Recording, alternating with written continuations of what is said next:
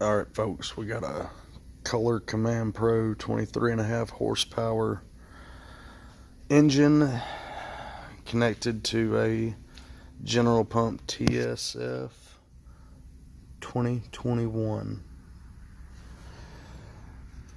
I can only get 1500 PSI.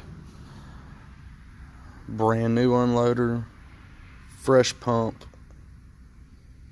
engine runs. Belts are tight. I don't know what to do.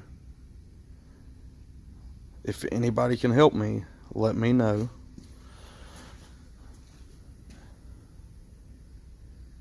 And if I figure it out, I'll make another video.